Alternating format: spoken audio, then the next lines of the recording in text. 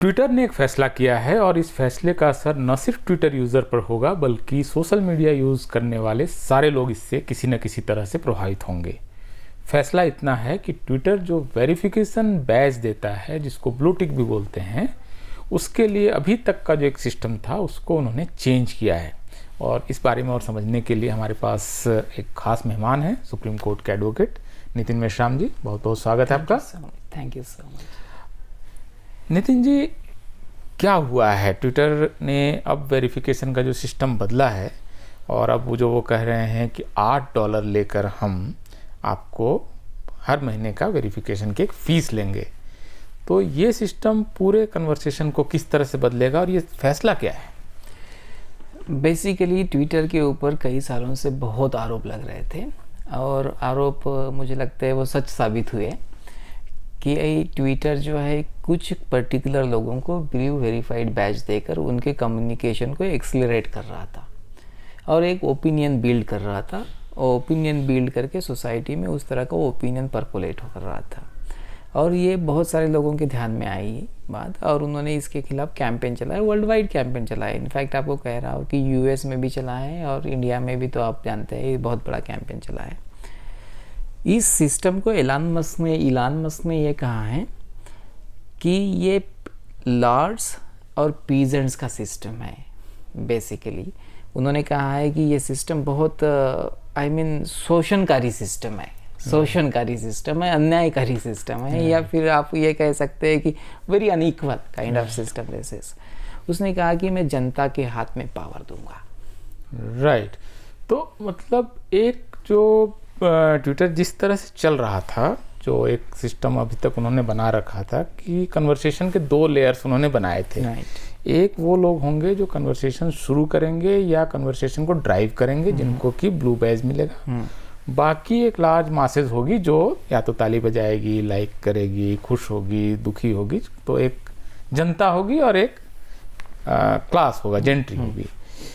तो ये सिस्टम किस तरह के प्रॉब्लम क्रिएट कर रहा था? क्या इससे दिक्कत क्या है? क्योंकि ट्विटर एक प्राइवेट एंटिटी होने के नाते किसको वो वेरीफाई करेगा, नहीं करेगा, क्या आप मानते हैं कि ट्विटर को तय करने का अधिकार है या ये जो राइट है एक्सप्रेशन का, स्पीच का, उसके ब्रॉड फ्रेमवर्क को कहीं ना कहीं इम्पेक्ट करता है? ट्विटर ने क्या किया, जो सबसे पहले उन्होंने वेरीफाइड बैच लाया, उसके पीछे एक कोर्ट केस का हिस्ट्री है। उस बहाने जिस बंदे ने ट्विटर वेरिफिकेशन बैच का आइडिया लाया, आई थिंक वो मोस्ट डेविल पर्सन है वर्ल्ड का।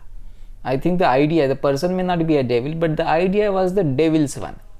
उसने क्या किया कि कुछ वेरीफाइड लोगों को उसने कहा कि they are the prominent people on the platform, और वो प्रोमिनेंट है नहीं है इसका डिसीजन उसने अपने कुछ चंद लोगों के ऊपर, 100 लोगों के ऊपर दे दिया। और वो 100 लोग क्या कर रहे थे कि अपने पहचान का किसी व्यक्ति को दे दिया है, या फिर किसी का विकिपीडिया पेज बन गया है। विकिपीडिया पेज बनाने के लिए क्या लगता है, आज आप 10 एडिट कर दीजिए, अपना विकिपीडिया पेज बना दीजिए, कोई रिमूव नहीं कर रहा है तो आपका चल गया। तो विकिपीडिया पेज बना दिया है। किसी ने जो है अपने अखबार में या एक पहचान के किसी अखबार में या यूट्यूब चैनल पर अपनी 10 इंटरव्यू दे दिया है, उसकी लिंक जोड़ दिया, कह रहा है कि ये प्रोमिनेंट व्यक्ति हो गया। वेयर एज समाज में या देश में बहुत बड़े बड़े प्रोमिनेंट व्यक्ति थे, उन लोगों को वेरीफाइड बैच नहीं दिया। उसकी वजह से क्या हुआ कि जो आदमी नेता नहीं है उसको वेरीफाइड बैच देने से वो समाज का, अपने फील्ड का और दूसरे भी फील्ड का नेता बन गया, और जो एक्चुअल नेता है वो उसका कार्यकर्ता बन गया। तो जो नॉन वेरीफाइड लोग हैं जिनके पास ब्लू बैज नहीं है वो भीड़ है। और जो भीड़ वो पीजेंट्स बोल रहा है, किसान है। एब्सोल्युटली वो पीजेंट कह रहा है उसके, क्योंकि हैलोवीन था तो हैलोवीन के टाइम में उसको पीजेंट कहना जरूरी था। राइट।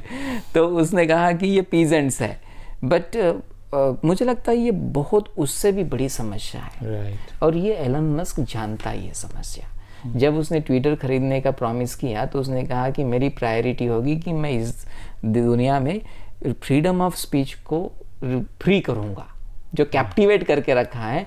और सबसे बड़ा कैप्टिवेट किसने किया है तो ट्विटर ने किया है। और इसने ट्विटर से क्या नुकसान हुआ कि इस तरह के जो लोगों को वेरिफिकेशन बैच देने से इन लोगों ने एक पर्टिकुलर विचारधारा, पर्टिकुलर ओपिनियन को ड्राइव किया, जिससे देश में सरकारें बदल गई। राइट। जैसे मैं आपको एक सिंपल उदाहरण देता हूँ कि इंडिया में जब 2014 का इलेक्शन आया तो कुछ वेरीफाइड बैच पीपल ने ये कहा कि बिहार में तो सब्जी बहुत महंगी है और गुजरात में बहुत सस्ती सब्जी है। Nobody has verified it, nobody has verified. Bihar के लोगों को लगा और देश के लोगों को लगा कि देखो गुजरात में सस्ती है सब्जी, बिहार में बहुत महंगी है, यूपी में बहुत महंगी है, और एक साथ बहुत सारे अगर वेरीफाइड हैंडल बोल रहे हैं तो लोग मान लेते। तो this becomes N eco chamber kind of thing, also becomes a propaganda mechanism. और ये सच नहीं होता ये प्रोपोगंडा। तो ट्विटर ने दो बहुत इंपॉर्टेंट चीज़ें की है इस देश में कि इसने झूठ को सच बनाने का मैकेनिज्म बनाया। दिस ट्विटर वेरिफिकेशन उसका एक टूल है, टूल बना। दूसरा उसने एग्जिस्टिंग डेमोक्रेसीज को बड़ा थ्रेट पहुंचाया। जो एग्जिस्टिंग डेमोक्रेसी आप देखेंगे पूरा कंजर्वेटिव लोगों का गवर्नमेंट दुनिया भर में आया है। जहाँ बोरिस जॉनसन उधर आए हैं, इधर ट्रम्प आए हैं, और दूसरे दुनिया में कई जगह पे जो है मतलब इवन यहाँ तक कि आप देखेंगे कि म्यांमार में जो है एक फोर्स खड़ा हुआ है। तो इन्होंने जो है पूरी दुनिया की डेमोक्रेसीज को उल्टा कर दिया, बहुत बड़ा उल्टा किया। तीसरा इम्पॉर्टेंट बड़ा थ्रेट इससे निर्माण ये हुआ कि जो लोग इस देश में ओपिनियन ड्राइव कर रहे थे विथआउट द सोशल मीडिया, उन लोगों की आवाज़ पूरी दबा दिया। अब वो लोगों की शक्ति नहीं बची है, उन लोगों के पास कुछ नहीं है, वो तो सोच रहे हैं कि हम लोग क्या करें अब। और वो ब्लू टिक वेरिफिकेशन वाला जो अकाउंट है उसके सामने टिक ही नहीं पाते। राइट। तो ये एक तरह से अगर देखें तो जैसे इंडियन कॉन्स्टिट्यूशन या लॉ का जो फ्रेम है, क्या ये अगर इस प्रोसेस को बहुत डिस्क्रिमिनेटरी रखते हैं, डिस्क्रिमिनेशन वाला सिस्टम अगर ये रखते हैं और बहुत आर्बिट्रेरी रखते हैं कि मेरा मन कर रहा है इसलिए मैं इसको वेरीफाई कर दूंगा, मैं इसको जानता हूँ इसलिए वेरीफाई कर दूंगा, या इसने अपनी जान पहचान से 5 आर्टिकल इधर उधर छपवा लिए हैं तो मैं इसको वेरीफाई कर दूंगा, अगर ये इतना डिस्क्रिशनरी है तो क्या ये किसी लीगल फ्रेम के तहत इसको चैलेंज किया जा सकता है? दो बहुत इंपॉर्टेंट चीज़ें इसमें समझने की चीज़ है कि ट्विटर जो है उसकी 2 सर्विसेज है। ये एक यूनाइटेड स्टेट्स के लिए अपना एक अलग प्लेटफॉर्म है, वेबसाइट एक ही है पर कहता है कि मेरा प्लेटफॉर्म यूनाइटेड स्टेट्स के लिए, यूएस के लिए अलग है। और यूरोपियन कंट्रीज़ और एशियन कंट्रीज़ इनको लेकर यूरोप से मॉनिटर होता है। उसका हेडक्वार्टर है डबलिन में, आयरलैंड में। तो डबलिन जो है वो यूरोपियन यूनियन का प्रोटोकॉल 12 जो है उसके एक्सेप्शन में आता है। और उसकी वजह से उसका जो एक्सेप्शन आता है उसमें बहुत सारी जो कम्युनिकेशन से रिलेटेड लॉज है, जो इक्वालिटी से रिलेटेड लॉज है, वो उसके ऊपर डायरेक्टली लागू नहीं होती, क्योंकि इसीलिए डबलिन को इन्होंने क्वार्टर बनाया होगा। Absolutely right, absolutely right. जब हम लोग रिसर्च कर रहे थे तो हमने देखा कि ये डबलिन क्यों बनाया, डबलिन ही क्यों, सही बात है, इतने बड़े बड़े शहर हैं, जर्मनी है वहाँ बना सकता था, फ्रांस में बना सकता था, स्वीडन है, एब्सोल्युटली। इनफैक्ट जो पुराना मालिक था ट्विटर का वो जर्मन है, तो वो अपना जो जर्मनी में जाके वहाँ कर सकता था, पर उसने डबलिन चुना है। तो ये लीगल फ्रेमवर्क में एक्सेप्शंस का फायदा ले ले। यस, दुनिया में दूसरी भी एक चीज़ देखी गई है कि सबसे सैक्रोसेंट राइट जो है ना, फ्रीडम ऑफ एक्सप्रेशन है, freedom of speech. In fact French revolution से आप देखेंगे, और यूएस कॉन्स्टिट्यूशन में डायरेक्ट गारंटी है, राइट, फ्रीडम ऑफ प्रेस की डायरेक्ट गारंटी फर्स्ट अमेंडमेंट में। यस, इंडियन कॉन्स्टिट्यूशन में right to freedom of speech तो बहुत इंपॉर्टेंट एंड बहुत इंपॉर्टेंट रोल प्ले करता है। Right to freedom of speech Sakal paper का आप देखेंगे, इंडियन एक्सप्रेस के देखेंगे, बेनेट कोनेवल की केसेस देखेंगे आप, और इमरजेंसी के पीरियड में ये केसेस इवॉल्व हुई है तो आप देखेंगे। तो ये किसी भी डेमोक्रेसी में वाणी की स्वतंत्रता बहुत बड़ी बात होती है। बट इसमें नया एक प्रॉब्लम तैयार हुआ, ट्विटर ने जो तैयार किया, वाणी की स्वतंत्रता दे दिया बट वाणी की स्वतंत्रता में इनइक्वालिटी पैदा कर दी। मतलब आपको फ्रीडम ऑफ एक्सप्रेशन है लेकिन इक्वलिटी ऑफ फ्रीडम उस मामले में नहीं है। आपकी फ्रीडम है, एब्सोल्युटली आपका फ्रीडम छीन, मतलब वो जो इनइक्वालिटी की वजह से क्या हुआ कि आपका फ्रीडम का वैल्यू नहीं है। Right right. मुझे लगता है कि नितिन साहब की इसकी वजह से ट्विटर का बिजनेस भी बहुत इम्पैक्ट हुआ। जैसे ट्विटर के इस समय एक्टिव फॉलोअर्स, थोड़ा नंबर आगे पीछे हो सकता है लेकिन मुश्किल से 2 करोड़ हैं। इसके मुकाबले जो थोड़े कंपेरेटिवली फ्लैट और डेमोक्रेटिक ऑर्गेनाइजेशंस हैं, जिस तरह से फेसबुक, व्हाट्सएप, फेसबुक, इवन आपको दुनिया में जो टिकटॉक जिस तरह Even का आप है, ये देखेंगे कि यूट्यूब Telegram, देखिए, यूट्यूब जैसे है, आपको वहाँ कोई एक सुपरस्टार बहुत जल्दी बन सकता है। Yes. ट्विटर पर वही लोग आपस में बात कर रहे हैं। और मैं अभी देख रहा था कुछ बड़े प्लेटफॉर्म्स, अभी इंडिया टुडे का देख रहा था, 6.2 मिलियन उसके फॉलोअर्स हैं, लेकिन उसको रिट्वीट मिलता है 7, 8, 10, 15। मतलब वो कन्वर्सेशन कम हो गया है, क्योंकि उस हायरार्की की वजह से लोग उस कन्वर्सेशन में पार्टिसिपेट नहीं कर रहे हैं। तो शायद एलन मस्क का एक बिजनेस सेंस भी ये है कि अगर हम इसको फ्लैट बनाते हैं तो शायद हम ज़्यादा कन्वर्सेशन करा पाएंगे और ज़्यादा बिजनेस भी कर पाएंगे। आपको क्या लगता है कि ये जो ड्राइविंग आइडिया है एलन मस्क का, वो क्या है? मतलब या 2-3 आइडियाज़ हैं या एक ही किसी आइडिया पर काम कर? मुझे लगता है कि इलॉन मस्क को जितना मैं अभी जब से ट्विटर खरीदने की बात उसने किया है, तब से मैं रेगुलरली इलॉन मस्क को देखता हुआ, करता क्या है, प्रॉमिसिंग पर्सन है। और उसको जो है अभी देखिए एक साथ 5 कंपनियों का CEO है, और दुनिया की सबसे लीडिंग कंपनियां उसमें 2-3 आए है। तो आप देखिए स्पेसएक्स है, टेस्ला है और ट्विटर है, और बोरिंग कंपनी पीछे चल रही है, बट ठीक है उसका मतलब एक बड़ा प्रोजेक्ट है, वो दुनिया का एक बड़ा प्रोजेक्ट है बोरिंग कंपनी। 5 कंपनियों का एक साथ CEO है, प्रॉमिस करता है और डिलीवर करता है। बिजनेस मॉडल है और बिजनेस उसका सक्सेसफुल मॉडल है। वो मुझे लगता है कि ट्विटर को वो नया गूगल बना रहा है।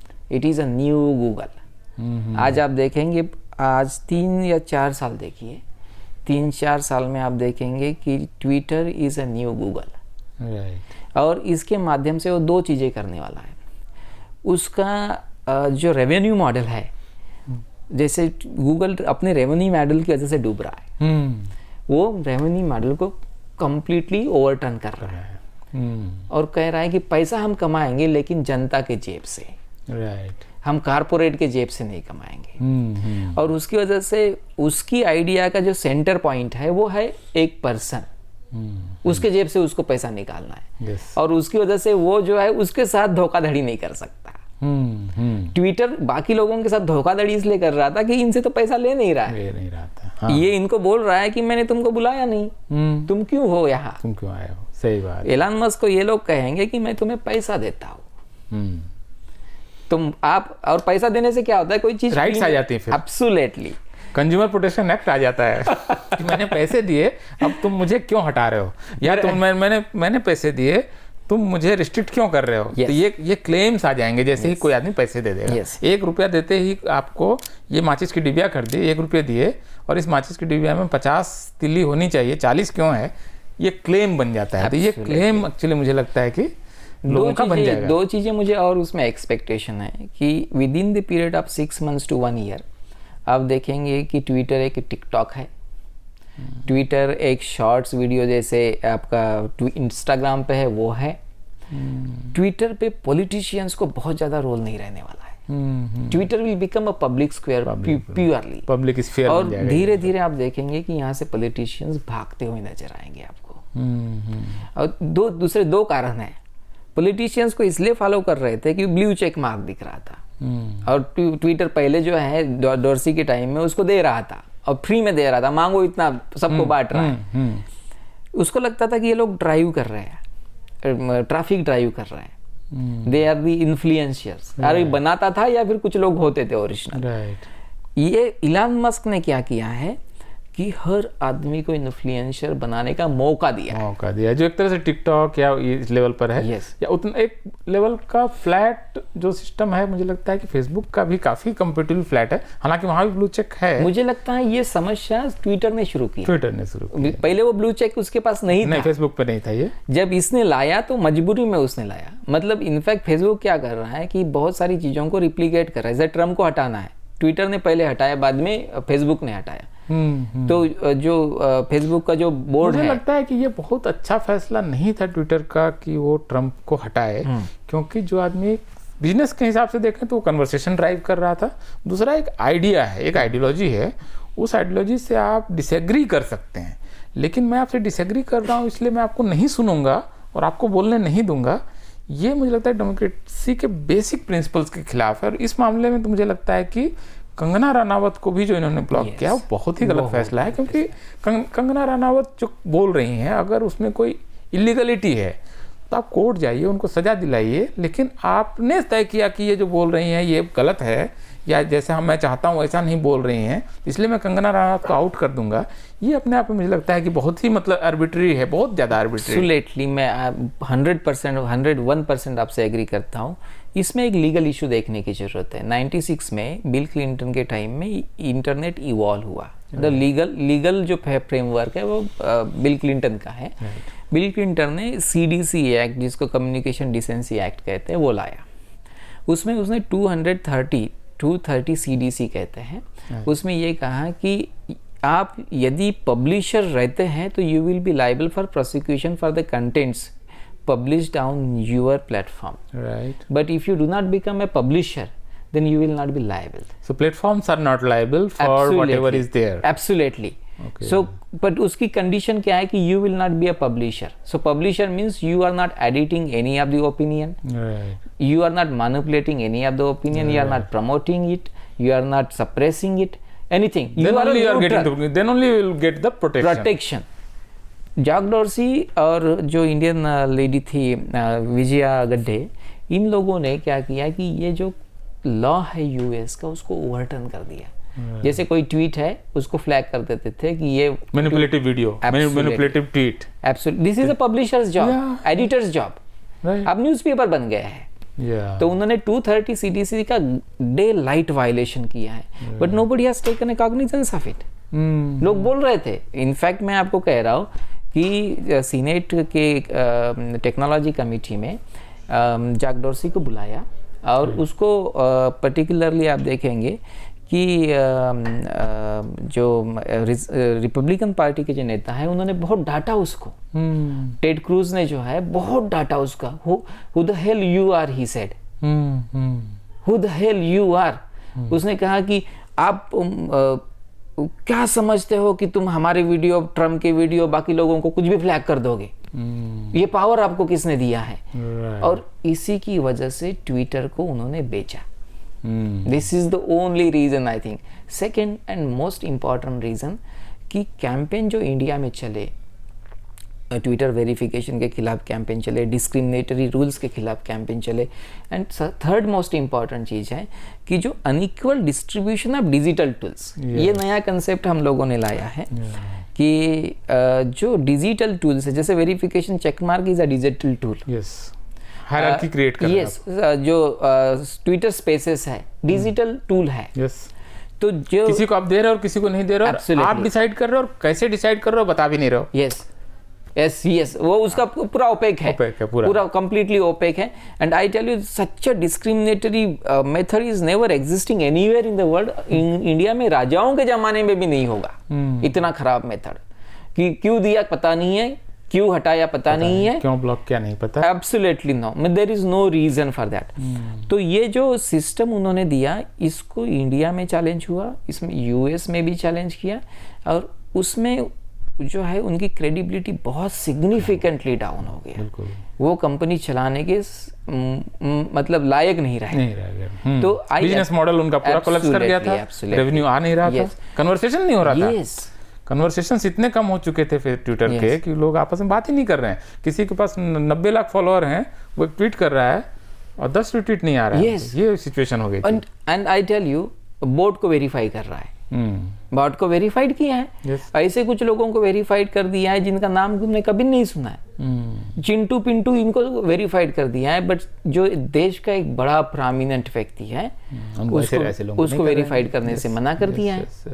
और क्यों मना कर दिया? तो बोले this is our decision, this is our platform, आपको रहना है तो रहो, नहीं रहना तो। This is such an arrogance, I tell you.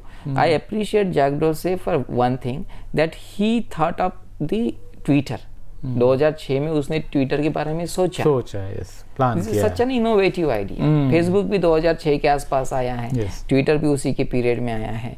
तो बेसिकली ये ओबामा कंपनीज है। प्लेटफॉर्म्स बनाए इन्होंने। इन्होंने जो है प्लेटफॉर्म्स बनाए, लेकिन उसके रूल्स फ्रेम करते समय वो शायद इन चीज़ों को देख नहीं पाए, या देखना नहीं चाहते थे, या हो सकता है वो एक्चुअली डिस्क्रिमिनेटरी आइडियाज रहे होंगे, उनका प्लेटफॉर्म ऐसा बन गया। मैं थोड़ा डिफरेंट सोचता हूँ। मैंने देखा है कि दुनिया में ऐसे लोग हैं जो लोग सभी लोगों के अधिकार एक समान हो इसका विरोध करते हैं and they are most powerful. जैसे इलान मस्क ने ये डिक्लेयर किया है कि मैं $8 में $8 में सबको ब्लू चेक दे दूंगा। I tell you everybody is suggesting कि इन लोगों को आप दूसरे कलर का चेक मार्क दे दीजिए या फिर ऐसा कर दीजिए वहां तोता लगा दीजिए, मतलब चेक मार्क अलग दिखना चाहिए, हम अलग दिखने चाहिए। Absolutely and I tell you that class is ruling this world. But that class is cannot drive conversations. But उनकी they capacity are the कम है। most influential people because they hold the money, they hold the politics of the world. और वो लोग जो हैं आप देखेंगे, I was so That is not good surprised. for democracy. That is not good for public sphere. That Yes. is being getting polluted because of them. I tell you, this prevents the percolation of equality in the democratic system. Right. How can someone be jealous of someone, his own fellow citizen in this country or anywhere in the world? या blue check mark को ऐसा क्यों क्या सोचता है? मतलब वो compete नहीं करना चाहता, बिना कॉम्पिटिशन से जीतना चाहता। चाह रहा है, सबके साथ नहीं दौड़ेंगे। यस, कि आपकी रेस थोड़ी पीछे से शुरू होगी। यस, वो ये चाहता है। उसको ये पता है कि यदि ये टैलेंट वहां आ जाता है तो ये उनकी मोनोपोली को ध्वस्त कर देगा। एंड आई टेल यू, ऐसा क्लास इस दुनिया में, it's not about only India, दुनिया में कम से कम 15% के आसपास, 20% के आसपास है। और ये Twitter verification check mark, I tell you 90% उन लोगों के पास है। 90%। तो इतना डूबियस पब्लिक ओपिनियन उन लोगों ने बिल्ड किया है, जिसकी वजह से दुनिया में टेक्नोलॉजी आप देखिए, सोचिए, how can you think even Google model, Google क्या कह रहा है कि मैं आपको 10 ईमेल फ्री दे रहा हूँ, 50 ईमेल फ्री दे रहा हूँ, लेकिन you should give me an access to your location. What kind और वो लोकेशन में फिर मार्केट में सेल करूंगा absolutely as data. What is this nonsense? आप सोच भी कैसे सकते हैं इस तरह की चीजों के बारे में? And Elon Musk is changing. या आपके सर्फिंग बिहेवियर के बारे में मुझे बताओ, आप कौन सी मूवी देख रहे हैं ये मुझे पता होना चाहिए, आप किससे कन्वर्सेशन कर रहे हैं ये हमें पता होना चाहिए, आप कहाँ खड़े हो ये पता होना चाहिए, आपकी डिवाइस मुझे पता होनी चाहिए, आप रोज रात को कितने बजे खाने के लिए ऑर्डर करते हो ये मुझे बताओ, क्या खाते हो ये भी बताओ। Something very serious, I tell you. But top of that there is one more problem. यदि आप इस तरह से आप स्क्रॉल कर रहे हैं तो आप 1 सेकंड किसी जगह पे रुक रहे हैं, तो that is also being collected. मतलब आपका इंटरेस्ट समझ गया कि ये इस फोटो को देखते हो तो आप रुकते हैं। क्रिकेटर की फोटो पे रुक रहे हो कि फिल्म वाले पे रुक रहे हो या कोई प्रोडक्ट पे रुक रहे हो। So you will get the cricket's advertisements. If it is films, you will get the हंगामा ये चीज तो advertisements. हो सकता है कि ट्विटर भी करे, मतलब अभी हमको नहीं पता कि ट्विटर क्या करने वाला है, लेकिन ट्विटर ने अल्टीमेटली एक चीज जो किया है और मुझे लगता है बहुत इंपॉर्टेंट है कि वो कन्वर्सेशन के पूरे एरिना को, जो आप कह रहे थे बहुत बड़ी प्रॉब्लम है और मुझे भी लगता है कि बहुत बड़ी प्रॉब्लम है, कि वो हायरार्कीज को डिसमेंटल करेगा ताकि ज़्यादा से ज़्यादा लोग बात करें, और उससे वो उसको रेवेन्यू मॉडल की तरह देख रहा है, तो इस वजह से वो बहुत बड़ी संख्या में हो सकता है कि ब्लूचेक दे, और वो जो एक इस पूरे कन्वर्सेशन मॉडल की जो प्रॉब्लम थी उसको शायद ये एड्रेस कर रहा है इस समय। आप देखिए, इसमें 2 चीज़ें हैं। जैसे आपने जब कैंपेन चलाया था तो आपने ये देखा होगा कि ट्विटर को इस देश में थोड़ी गलत भाषा में बोलूँ तो कुत्ता नहीं पूछता था। इन फैक्ट, मतलब एक लोकल लैंग्वेज में मैं यदि बोलूँ तो, जैसे ही देखा कि आपका कैंपेन से इस देश में लगभग 1 million to 1.5 million immediate new subscriber आए, इमीडिएट। अब तो ये सब्सक्राइबर ऑडियंस थी वहां पर, हो सकती थी, लेकिन वो कन्वर्सेशन का क्योंकि पार्ट नहीं थी, उसको लग रहा था कि हमारी बात तो होती नहीं, तो हम वहाँ क्यों रहे। तो अल्टीमेटली मुझे लगता है कि ट्विटर जो अचीव कर रहा है इससे, हालांकि देखना पड़ेगा कि एग्जैक्टली क्या अचीव कर रहा है, लेकिन अगर उसको वो एल्गोरिदम बेस्ड बनाता है, कोई इसके रूल फ्रेम करता है जो बहुत ज़्यादा उसमें ह्यूमन इंटरवेंशन कम कर जितना करेगा शायद उतना अच्छा है। ये अगर ये सारा प्रोसेस, इसमें आदमी जहाँ घुसता है, आदमी का घुसना ही एक्चुअली वहाँ पर बहुत आर्बिट्री बनाता है और डिस्क्रिमिनेशन बनाता है, खासकर भारत जैसे स्ट्रक्चर में जहाँ पर चीज़ें इतनी कॉम्प्लेक्स। एलन मस्क के तरफ से जो ट्विटर को हैंडल कर रहा है, उस बंदे का नाम है जैसन। उसने कल ट्वीट किया था और उसने कहा कि इसके पहले आपका ट्वीट गलत है या सही है, इसका फैसला लेने का जिम्मेदारी और उसको हटाने का जिम्मेदारी 100 ऑफ लोगों के ऊपर, 100 ऑफ पीपल के पास था वो जिम्मेदारी। हमने उसको घटा के 15 लोगों के पास लेके आ गए। Now the 15 people, they will be most responsible in the administration of the Twitter. They will think, अरे ये नहीं है, ये वायलेट नहीं करता है. Yes. और देन व्हाट डिड ही से, एलन मस्क ने क्या कहा कि जो भी माइनर वायलेशन किया है उसको ट्विटर के जेल से मुक्त किया जाएगा. He was thinking this is a jail. Yes. चलिए, इंटरेस्टिंग, बहुत इंटरेस्टिंग मुझे लगता है कि सोशल मीडिया का स्पेस होने वाला है, और अगर यहाँ पर कन्वर्सेशन बढ़ती है और लोग बराबरी के आधार पर अगर कन्वर्सेशन करते हैं तो टोटल जो कन्वर्सेशन का क्वांटम है वो भी बढ़ेगा, शायद रेवेन्यू भी बढ़े, और ये जो सोशल मीडिया की दुनिया है और उसके असर में जो बाकी की दुनिया है वो शायद ज़्यादा डेमोक्रेटिक हो. इसी उम्मीद के साथ हम इस बातचीत को यहाँ पर ख़त्म करते हैं. बहुत बहुत शुक्रिया नितिन साहब. Thank you so much.